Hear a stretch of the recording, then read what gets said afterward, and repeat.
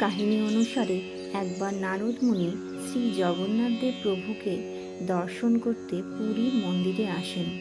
সেই সময় মন্দিরের দরজায় অপেক্ষা করছিলেন বজরংবলী। নারদ মুনি যখন মন্দিরের ভেতরে প্রবেশ করেন তখন তিনি দেখতে পান যে জগন্নাথ দেব অত্যন্ত বিচলিত হয়ে রয়েছেন। কী কারণে তিনি বিচলিত, মহর্ষি নারদ তা জানতে চাইলে জগন্নাথ দেব তাকে বলেন, সমুদ্রের প্রবল গর্জনের কারণে তার মন অশান্ত হয়েছে। এই প্রচণ্ড আওয়াজের কারণে তিনি একাগ্রচিত্তে কোনো কিছুতেই মনোনিবেশ করতে পারছেন না। এই কথা মন্দিরের বাইরে পাহারারত বজরংবলীকে জানান মহর্ষি নারদ।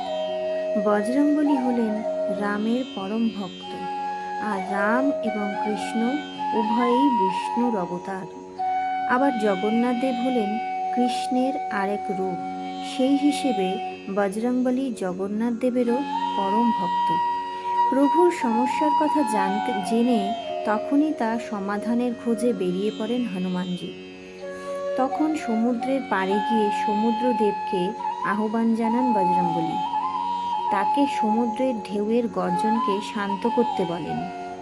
তখন সমুদ্রদেব তাকে জানান একমাত্র পবনদেবেরই সমুদ্রের ঢেউয়ের গর্জনের ওপরে নিয়ন্ত্রণ রয়েছে। তখনই হনুমানজি পবনদেবকে এই সমস্যার সমাধান করতে অনুরোধ করেন।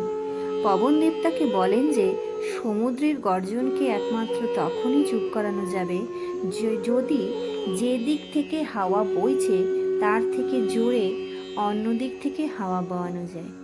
সেই কথা শুনে বজরংবলী যে দিক থেকে হাওয়া বইছে তার ঠিক উল্টো দিক থেকে জোরে উড়তে শুরু করেন। এর ফলে যে হাওয়ার বেগের সৃষ্টি হয় তাতে মন্দিরের দিকে যাওয়া সমুদ্রের ঢেউয়ের গর্জন চাপা পড়ে যায়। এই কারণেই পুরীর মন্দিরের চূড়ায় পতাকা সবসময় হাওয়ার উল্টো দিকে পড়ে। জয় জগন্নাথ।